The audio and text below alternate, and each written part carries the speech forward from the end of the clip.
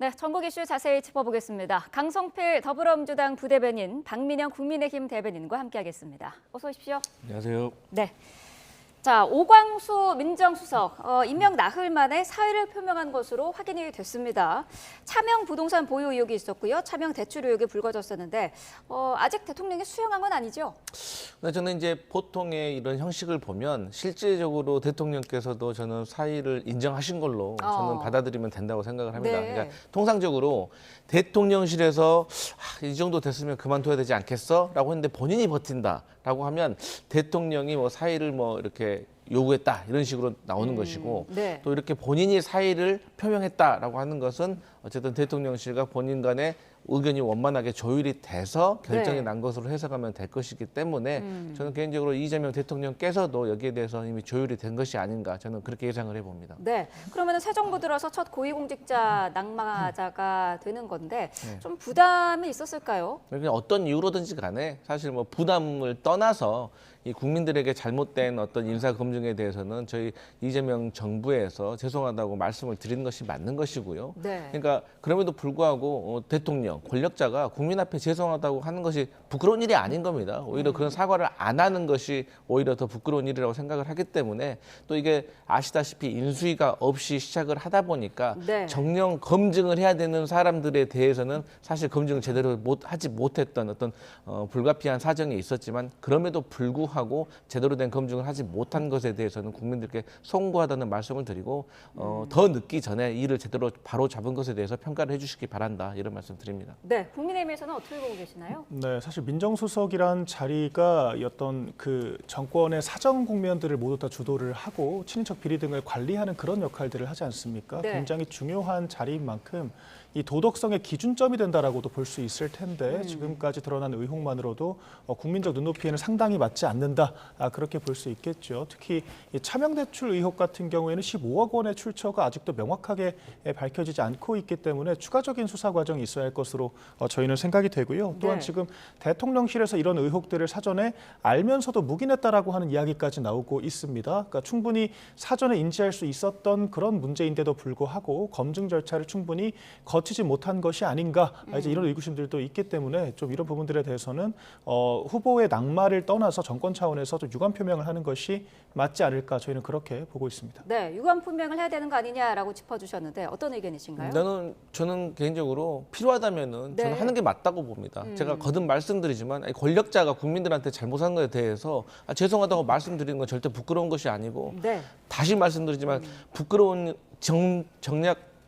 일은 잘못한 걸 알면서도 끝까지 사과하지 않는 태도가 저는 더 부끄러운 것이라고 생각을 하기 때문에 저는 사과를 할 때는 시원하게 사과를 해서 털어내는 것이 좋다. 저는 그렇게 봅니다. 네.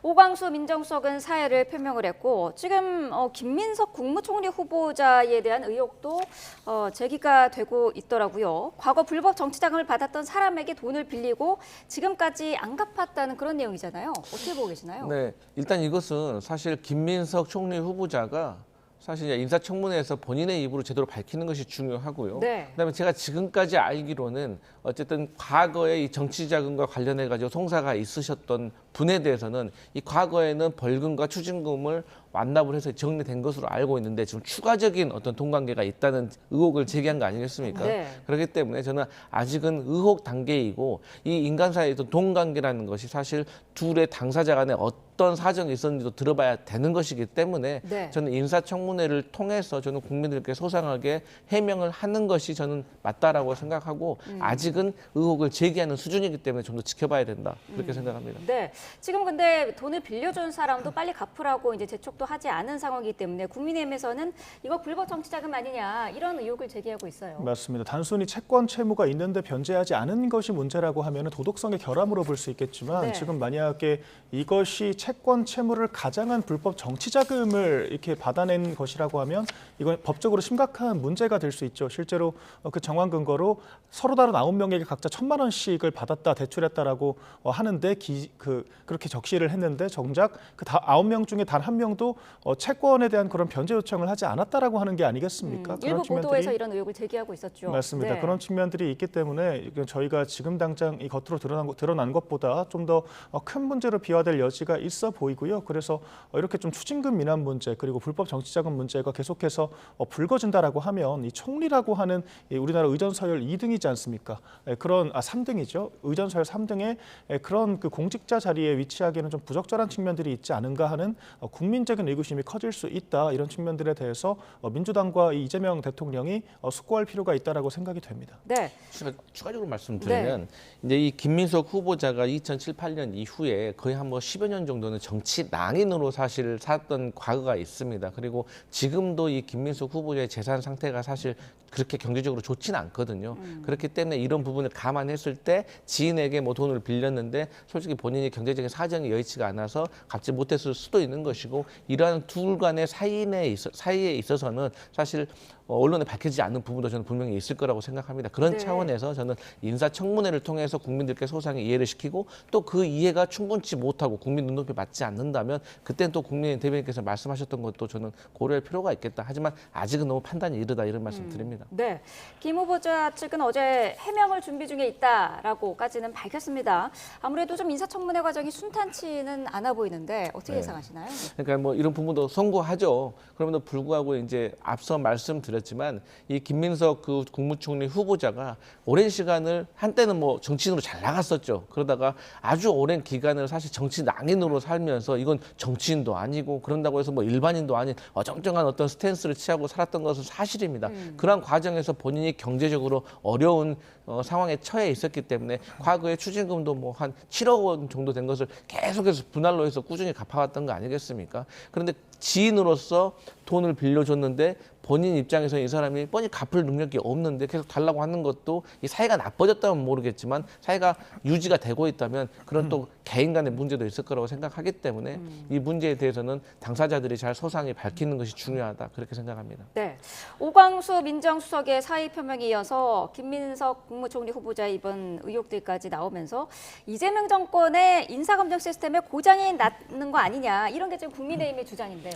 맞습니다. 아무리 인수위가 없다라고 하더라도 이 정도의 고위직 인사에 대해서는 최소한의 검증이 이루어져야 하는 게 당연하다라고 저희는 생각을 하거든요. 또한 네. 지금 이 지명된 후보들 같은 경우에는 집권 직후에 뭐 이제 급하게 지명을 했다라기보다는 특히 김민석 후보자 같은 경우에는 이재명 대표와 오랜 시간 관계를 유지했던 또 당의 주요 인사였습니다. 그럼에도 불구하고 이렇게 예측 가능한 이슈들에 대해서 사전에 검증이 되지 못했다라고 하는 것은 인사검증 절차에 하자가 있다라고 저희는 생각을 하는 것이고요. 더욱이 이 민정수석이 바로 그 임명이 된 직후부터 인사검증 그 절차를 담당하는 사람이라고 해도 과언이 아닌 거거든요. 네. 그런데 그런 민정수석조차 이렇게 여러 가지 좀 국민적인 눈높이에 맞지 않는 이런 혐의가 있는 사람이 지명됐다라고 하는 것 자체가 앞으로도 인사검증 과정이 난망하지 않겠는가 이런 국민적인 우려를 낳을 수가 있을 것 같고요. 저희가 건강한 야당 역할을 통해서 민주당이 좀 국민들의 눈높이에 맞는 니즈에 맞는 그런 공직자들을 인선할 수 있도록 견제 역할을 다해야겠다 이런 생각이 듭니다. 네. 자, 이재명 대통령이 어젯밤 3대 특검을 모두 지명을 했습니다. 국회가 후보자를 추천한 그날 속전속결로 바로 이제 지명을 완료를 한 건데 시간을 끌 필요가 없다라고 판단을 한 걸까요? 그럼요. 저희 민주당도 그렇고 아마 이재명 대통령께서도 이 어떤 3대 특검에 있어서 이게 길게 가서는 오히려 국민적인 갈등이 만들어질 수 있기 때문에 네. 빨리 속전속결로 끝내자라는 것이 저희의 기조입니다. 그런 차원에서 사실 뭐 3일 안에 지명을 해도 되는 것이지만 이렇게 빨리 8시간 만에 했다는 것은 그만큼 대통령께서 이것을 빨리 끝내자라고 하는 것을 국민들께 보여준 나름대로의 제스처라고 생각을 하고 있기 때문에 네. 여기에 대해서는 차후 정해진 절차에 의해서 빨리 특검이 수사를 개시하고 빠른 결과를 국민들께 보여줘야 된다 이런 말씀 드리겠습니다. 네.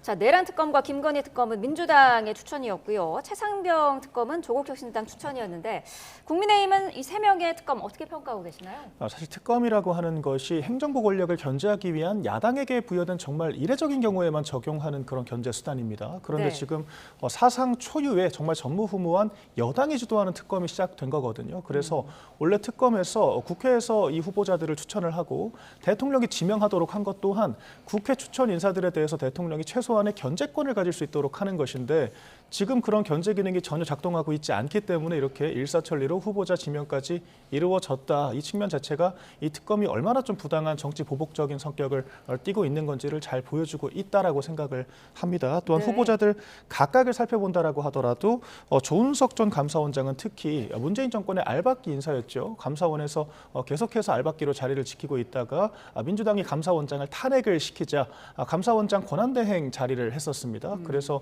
과거 감사원장이 주도했던 감사에 대해서 재검토를 지시하는 등 사실상 민주당에 충성하는 듯한 그런 모습들을 보여왔거든요. 그래서 현재 지명된 이런 특검들 자체가 다분히 정치보복을 염두에 두고 조금은 국민의힘 혹은 윤석열 전 대통령과 적대적인 관계를 유지했던 사람들을 지명한 것이 아닌가 네. 그런 의구심을 지우기가 어렵고요. 그래서 앞으로 특검 자체가 견제받지 않는 그런 좀 무소불위의 특검이 되지 않겠나. 그래서 이 진영 간의 어떤 견제 균형이 무너지게 됐을 때 결국에는 그 피해가 국민들께 미치게 되는 것이 아닌가 아주 심각하게 우려가 되는 지점입니다. 네. 자, 조은석 내란 특검이 오늘 바로 입장을 냈습니다. 오로지 수사 논리에 따라서 특별검사의직을 수행하겠다라는 임명 소감을 밝혔는데 앞서서 짚어주신 부분, 그 정치보복이란 부분, 그 정치보복이 아니다, 정치 논리가 아니다라는 거를 좀 강조한 것 같아요. 그러니까 12.3 그 내란 이후에 국민들의 여론을 들어보면 일관되게 등락의 폭은 좀 다를 수가 있겠지만 네. 이 불법적인 비상계엄에 대해서는 진실을 밝혀야 되고 거기에 대해서 책임자들은 처벌을 해야 된다라는 것이 국민적인 여론입니다. 그런 차원에서 봤을 때 이 조은석 특검이 만약에 적대적인 분이다라고 하면 그렇게 생각하시는 분들은 국민들의 대다수를 적으로 생각하는 거라고 저는 말씀드릴 수밖에 없고요. 이제 이 감사원은 독립적인 기구입니다. 그렇기 네. 때문에 대통령이 바뀐다고 하더라도 이 독립적인 기구에서의 임기는 지켜져야 된다라고 저는 생각을 하고요.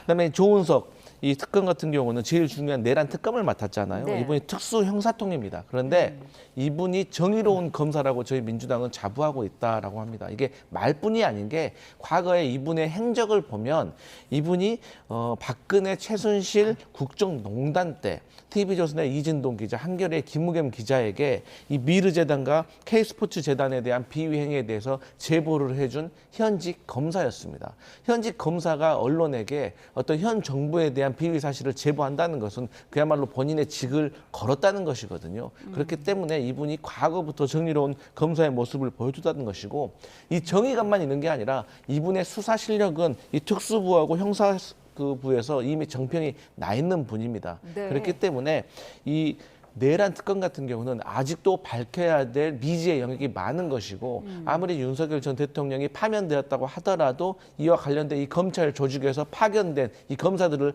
다 통솔을 하기 위해서는 본인부터가 가장 실력이 있고 정의로워야 되기 때문에 조은석 이 특검에 대해서는 저희가 상당히 기대를 걸고 있다라고 말씀드리고 싶고요. 네. 이분이 또 감사원에 계실 때도 이 최재회 유병호 분들과 외롭게 싸웠던 분들 그리고 김건희 여사의 의혹 중에 하나인 관저 이전 공사에 대해서도 이 감사원에서 재심을 검토하라고 지시를 했을 정도로 강단이 있으신 분이기 때문에 전 국민적인 기대가 있는 내란 특검을 성공적으로 이끌 수 있을 거라 기대하고 있습니다. 네, 특검팀의 출범에도 속도가 붙을 것으로 보이는데 규모가 아무래도 좀 어마어마하기 때문에요. 준비 과정에 어려움이라든지 이런 것도 있지 않겠습니까? 네. 근데 이제 뭐 사무실 문제 뭐 현실적으로 뭐 찾기 어렵긴 하겠지만 네. 그런다고 대한민국 특검이 거주할 뭐 사무실이 없겠습니까? 근데 저는 개인적으로는 이 강남권의 사무실이나 거처를 좀 마련할 것으로 예상을 하고 있습니다. 네. 왜냐하면 일단 이 수사 기록을 수령하는 데 있어서 좀 법원하고 좀 가까운 위치에 있어야 되고요. 나중에 영장을 청구하거나 공소를 유지하는 차원에서도 이 중앙지법과의 관계가 좀 거리가 좀 필요할 것 같습니다. 그다음에 네. 또 특검이 120명에서 뭐 250명이 넘는 인원이 대규모의 공간이 필요하기 때문에 강남권에 큰 오피스가 많은 이런 곳을 잘 구한다면 저는 충분히 좋은 곳을 마련할 수 있을 것이라고 기대하고 있습니다. 네, 국민의힘은 그동안 특검에 반대를 해왔었는데 특히 이 수사 과정에서 당에 소속된 의원들이 수사를 받게 되는 상황이 올 수도 있지 않겠느냐 이런 우려가 있는 것 같아요. 네, 저희 당의 입장은 특검 그 자체에 반대를 한다기보단 특검 안에 담긴 독소 조항들에 대해서 문제 제기를 했던 거거든요. 네. 지금 좀 비교해서 살펴보더라도 지난 박근혜 전 대통령 파면 직후에 있었던 국정농단 특검은 20명 정도의 특검이 출입이 됐고요. 그다음에 최장 120일 동안 수사를 했습니다. 그런데 네. 지금 3대 특검 같은 경우에는 특검 규모만 6배 가까이 되는 것이고요. 또한 준비 기간 포함해서 최장 170일, 그런데 여당이 주도하는 것이기 때문에 뭐 예산 집행부터 사무실을 구하는 데까지 애로사항이 거의 없다라고 봐야 될 것 같거든요. 그렇다면 실수사 기간은 훨씬 더 길 수가 있습니다. 1.5배가량 수사를 더 하겠다라는 거기 때문에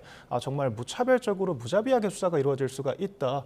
그런 측면들을 우려를 하는 것이고요. 특히나 김건희 특검 같은 경우에는 저는 약간 특검 자체에 문제가 있다라고 생각을 합니다. 왜냐하면 저희가 뭔가 형사 책임을 물을 때는 행위에 대해서 문제 제기를 하지 않습니까? 저희가 드루킹 특검이라고 하지 김경수 특검이라고 하지는 않죠. 그런데 김건희 특검이라고 하는 것은 김건희 여사를 둘러싼 모든 의혹들을 별건 수사를 통해서 낱낱이 밝히겠다. 이런 의미이기 때문에 우리가 전혀 예측하지 못한 모든 사건들을 포함해서 수사 대상에 놓을 수가 있다는 것이 됩니다. 그 과정에서 이 명태균 의혹 같은 것들은 국민의힘 당사까지 사실 압수수색을 하겠다라고 하는 뭐 그런 상황이 연출될 수가 있기 때문에 이런 것들은 한 진영에 대해서 정말 정치 보복적인 속성을 갖지 않을 수가 없다라고 생각을 하고요. 이런 식으로 사람을 대상으로 하는 특검이 전례가 남게 됐을 때 앞으로 이 인권을 유린하는 그런 잘못된 수사 관례가 만들어지진 않을까 심각하게 우려가 되는 바입니다. 네, 반박하실 내용들이 좀 있으실 것 같은데요. 그러니까 국민의힘에서 이재명 대통령의 전 대표 시절에 했던 말이 생각납니다. 무죄니까 재판 받아라 이렇게 말씀하셨잖아요. 그러니까 죄가 없으면 수사 제대로 받으면 되는 것이고 수사라는 것이 원래 무차별하고 무자비해야 됩니다. 그저 법에 의해서 이 수사가 이루어져야 되는 것이고요. 그다음에 이제 김건희 특검이라고 네이밍하는 것이 좀 과도하다라고 말씀하실 수도 있지만 그렇게 따진다면 김건희 국정농단 특검이라고 하면 될 것 같습니다. 왜냐하면 과거에 박근혜, 최순실 국정농단 특검이 얼마 전에 있었고 2018년도에 윤석열 전 대통령께서 특검 팀장이셨잖아요. 이 팀에서 이 국정농단 특검이 끝난 다음에 335페이지의 특검 해설서를 발간을 했습니다. 거기에 66페이지에 보면은 야당이 특검을 추천한 건 당연하고 그다음에 야당이 추천한 특검에 대해서 그 대통령이 이 특검과 관련이 있다면 대통령은 임명도 해서는 안 된다라고 쓰여 있습니다. 그렇기 때문에 국민의힘에서 이번 특검에 대해서 사실 많이 두려워하고 있는 그 입장은 저도 알고 있습니다. 왜냐하면 국민의힘 구성원 다 잘못한 게 아니거든요. 하지만 분명히 국민의힘 구성원들 중에서도 책임을 져야 될 분들은 있는 것입니다. 그렇기 때문에 이번에 특검을 말씀하셨던 것처럼 보복성으로 해서는 절대로 안 되고 그냥 공정하고 그 중립적으로 수사를 해가지고 죄가 있는 분들에게만 처벌을 하고 책임을 물어야 된다. 이런 말씀에는 동의합니다. 네. 조은석 특검도 오로지 수사 논리에 따라서 수행하겠다라는 입장을 밝혔다는 점 다시 한번 정리를 해드리고요. 각 당의 상황도 좀 짚어보겠습니다. 민주당은 오늘 차기 원내대표가 선출이 되는데 후보 2명이 다 친명계 의원인데요. 어느 쪽이 좀 더 유리할 것으로 보이나요? 제가 뭐 방송이라서 그런 게 아니라 정말 두 분 다 막상막하의 경쟁력을 가지고 있는 상황입니다. 제가 자주 말씀드리지만 이 원내대표는요. 원내 수석 부대표의 경험이 상당히 소중합니다. 원내 수석 부대표를 거치신 분들은 이미 원내대표가 어떤 일을 해야 되고 야당과 조율을 할 때 어떤 형식으로 해야 되는지를 이미 눈으로 봐왔고 본인이 실무를 해왔기 때문에 상당히 능숙한 실무 능력을 보여줄 수가 있는 것이죠. 그런 차원에서 서영교 후보자에게도 상당히 경쟁력이 있다라고 보여집니다. 그리고 근데 김병기 후보자 같은 경우도 당내 수석 부총장을 했습니다. 그러면서 이 당내 모든 살림을 제대로 알고 있기 때문에 이분도 마찬가지로 야당과의 어떤 조율을 하는 데 있어서 상당히 능력을 보여줄 수가 있고 두 분 다 이재명 대표 체제 하에서 지도부를 하셨던 분이기 때문에 당연히 이재명 대통령과의 어떤 케미는 누가 보아도 잘 이루어질 수 있다라고 보여집니다. 그리고 또 한 분은 남성, 한 분은 또 여성이기 때문에 저는 또 이 남성과 여성의 또 대결로 비춰줄 수 있겠지만 그래서 어느 한 분이 이렇게 조금 떨어지지 않는 막상막하의 어떤 경쟁력을 보인다. 그렇기 때문에 저는 이번에 처음으로 도입된 이 당원들의 투표도 반영한다는 이 당심이 이 두 분의 어떤 결과를 좀 가르지 않을까라고 예상을 해봅니다. 네, 국민의힘 입장에서는 야당과의 소통 면에서는 누가 더 우위에 있다고 보시나요? 사실 두 사람 다 저희는 적합하다라고 보지는 않습니다. 물론 원내대표는 민주당 내에서 선출을 하는 것이기 때문에 저희가 결정권 없습니다만 김병기 의원 같은 경우에는 좀 상대적으로 서영교 의원보다는 좀 강성이라고 하는 평가는 덜 받고 있죠. 그래서 교섭에는 조금 용이할 수 있을 거는 같습니다. 그런데 이번에 한 방송에서도 크게 보도를 했었잖아요. 그 김병기 의원의 부인이 국정원에 채용 청탁 그 을 한 것이 아닌가 하는 의혹이 지금 불거지고 있는데 그 내용이 상당히 구체적입니다. 과거에 믿었다라는 표현까지 동원하면서 과거에도 이미 한 차례 청탁이 있었다라고 하는 내용들을 암시를 하고 있고 이번에 확답을 받아야겠다라고까지 이야기를 하면서 정확히 넉 달 뒤에 그 국정원 기조실장이 얘기했던 경력직 채용으로 채용이 되는 그런 상황이 있었거든요. 이런 도덕성의 문제들을 생각했을 때 과연 원내대표로서 적합한가에 대한 의구심이 생길 수밖에 없고요. 서영교 의원 같은 경우에도 과거 의원실의 가족들을 채용한 것이 아닌가 그런 의혹들이 상당히 불거졌었습니다. 그래서 이런 상황에서 두 분 다 안타까운 생각이 드는데 그럼에도 불구하고 이제 민주당이 여당이 되지 않았습니까? 네. 그렇다라 그러면 과거처럼 강강의 공세로만 갈 것이 아니라 좀 야당과 협의할 수 있는 그런 캐릭터를 찾자라고 하면 아무래도 김병기 의원이 조금은 낫지 않을까라는 생각이 들고요. 그런 네. 측면에서 이재명 대통령 입장에서도 조금은 협의와 통합의 가치를 실현할 수 있는 김병기 의원을 선호하지 않을까 생각이 됩니다. 네. 제가 근데 이 김병기 의원의 신상 문제이기 때문에 좀 설명을 드리면 네. 이 김병기 의원의 아들의 국정원 채용 문제가 지금 이번 선거 과정 속에서 불거졌잖아요. 분명히 말씀드려야 되는 게 김병기 의원의 아들이 국정원에서 시험에 합격을 했는데 나중에 면접에서 탈락을 했다는 거 아니겠습니까? 그런데 그때 당시에 김병기 의원이 어쨌든 야당 출신이다 보니까 정부가 다르기 때문에 아버지가 야당의 정치인이라는 이유로 불이익을 받은 것이 아니냐라는 의문이 들 수밖에 없는 것이고 여기에 대해서는 과거 국정원과 감사원에서 이미 조사 감사를 통해서 무혐의라고 이렇게 결론을 내린 바가 있다는 점이고 네. 그러면 7년도 지난 이 시점에서 왜 그 얘기가 불거졌을까? 저는 이건 소영교 의원 측에서 이런 거 제기하지 않았다고 생각합니다. 네. 당연히 김병기 의원 쪽에서는 더 하지 않았겠죠. 그럼 과연 이걸 누가 제보했을까에 대해서는 국민들이 평가할 거라고 생각합니다. 원내대표 선거가 마무리되면은 이제 바로 당권 경쟁도 시작이 되는데 박찬대, 정청래 이 두 사람이 경쟁을 벌일 것 같더라고요. 근데 저는 개인적으로 정청래 법사위원장이 도전하지 않을 것으로 저는 예상을 했었거든요. 네. 왜냐하면 이번에 원내대표도 그렇지만 당대표 같은 경우도 이 보통의 당대표보다는 권한이 조금 좀 적거든요. 왜냐? 이게 자녀 임기 1년입니다. 네. 그러니까 보통 이제 2년 정도를 하고 싶은데 여당의 대표인데 특히나 이 전당대회 전국을 돌면서 선거까지 했는데 1년을 한다는 것이 사실 그렇게 뭐 매력적이지는 않거든요. 그런 차원에서 저는 정청래 법사위원장이 저는 1년 후에 도전할 네. 것으로 생각을 했는데 어쨌든 이재명 대표와 호흡을 맞춰온 가장 친하시다고 생각되는 이 두 분의 의원이 도전한다고 하기 때문에 네. 어쨌든 당심을 누가 없느냐가 중요할 것 같습니다. 법사위원장직은 국민의힘이 이제 원하는 그런 자리이기도 한데 민주당에서는 어쨌든 이 자리는 사수할 것으로 보이거든요. 어떻게 보고 계세요? 일단 뭐 정청래 법사위원장의 출마 건부터 말씀드리면 네. 이제 좀 자신감의 표명인 것 같습니다. 그러니까 이재명 대통령이 대표직으로 이제 당권을 차지하고 있을 때는 조금 부담스러운 측면이 있었지만 지금은 이제 구중궁궐로 들어가셨지 않습니까? 그렇다라고 하면 당의 주도권을 누가 가질 것인가 이것이 상당한 또 이제 관전 포인트가 될 수가 있는데 사실 명심은 저는 박찬대 원내대표에게 있다라고 생각을 하거든요. 서로 좀 신뢰관계가 있는 것이고 조금 더 순화된 리더십을 발휘할 수 있다라고 볼 텐데 아무래도 강성 지지층 같은 경우에는 좀 정청래 법사위원장 같은 정말 강강으로 가는 그런 스타일을 선호할 수가 있습니다. 만약 그렇게 해서 정청래 법사위원장이 명심을 제치고 당대표가 된다라고 하면 그것도 또 다른 국면이 펼쳐질 수가 있는 거거든요. 그래서 정청래 법사위원장 입장에서는 나름대로 배팅을 한 것이다.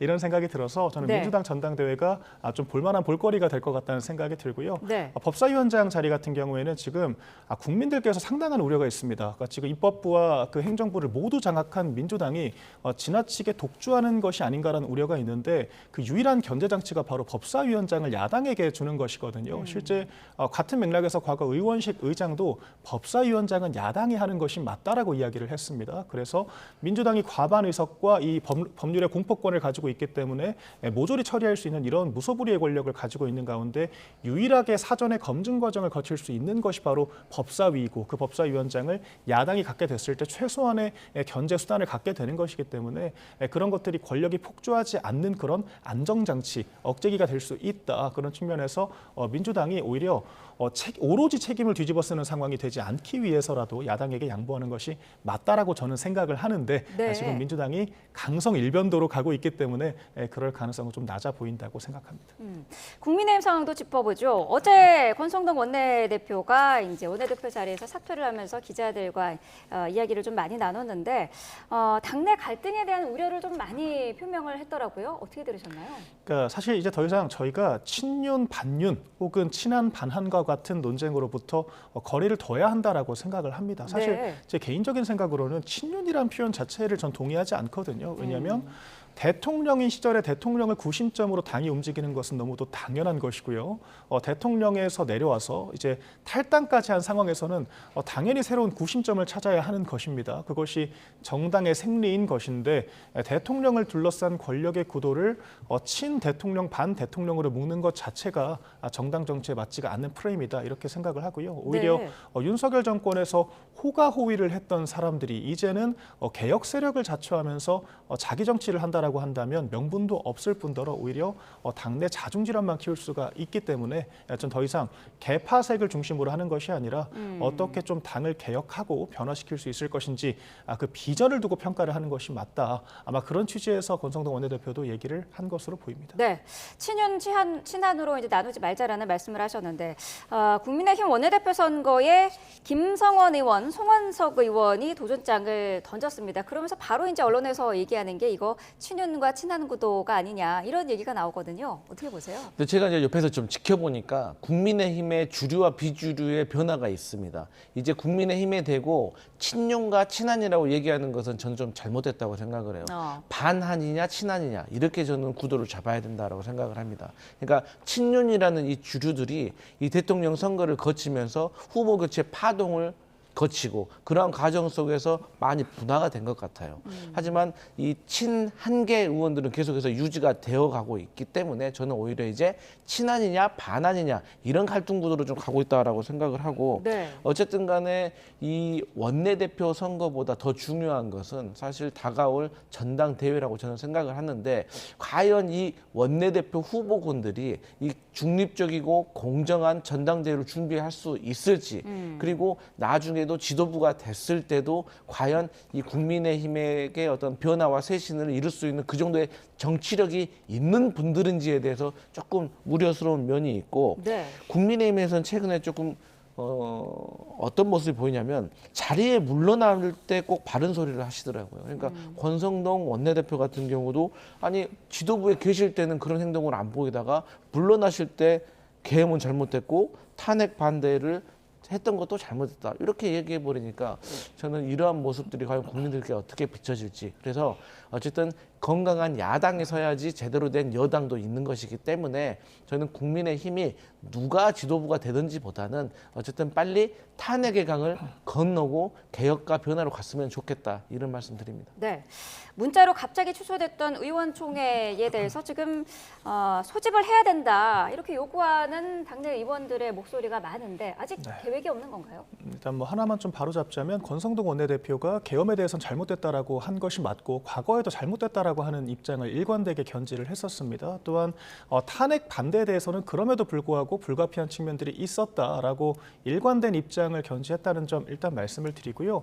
의원총회 같은 경우에는 이미 몇 차례 의원총회가 있었지 않습니까? 네. 그런데 제 개인적으로 봤을 때도 좀 도돌이표를 찍는 그런 느낌이 있었습니다. 그러니까 김용태 비대위원장이 주장하는 것이 타당한 측면들도 있지만 의원들이 납득하지 못하는 측면들이 있고 그런 것들이 의원총회를 통해서 거듭 드러났다라고 하면 서로 절충하는 과정이 있어야 되거든요. 그런데 네. 김용태 비대위원장도 같은 입장만 고수하고 있고 의원들은 전반적으로 받기 어렵다라는 입장을 고수하고 있다라고 하면 의원총회가 어떤 실익이 있을까에 대해서 의구심이 생길 수밖에 없을 것 같습니다. 그래서 그럼에도 불구하고 다른 어떤 구성원들이 이야기하는 것처럼 이야기를 하고 무제한 토론을 해야 하는 것이 맞습니다만 네. 다음 주 월요일 당장 새 원내대표가 선출이 되잖아요. 그렇다라고 된다 그러면 새 원내대표를 중심으로 많은 의사결정들이 이루어질 수가 있습니다. 그렇기 때문에 저희가 조금은 도돌이표를 찍는 이런 논쟁을 반복하면서 좀 당내 갈등을 외부로 노출시키는 그런 모습을 보여주기보다는 조금 더 실권을 가진 새 원내대표를 중심으로 의사결정을 하는 것이 네. 합리적이지 않겠는가 이제 이런 생각도 가능할 것 같은데요. 그럼에도 불구하고 아직 권성동 원내대표가 역할이 있다라고 하면 뭐 주말간에라도 한두 차례 의원총회를 여는 것은 전 가능하다라고 보고 있습니다. 네, 알겠습니다. 여기까지 듣겠습니다. 강성필 더불어민주당 부대변인, 박민영 국민의힘 대변인과 함께했습니다. 고맙습니다.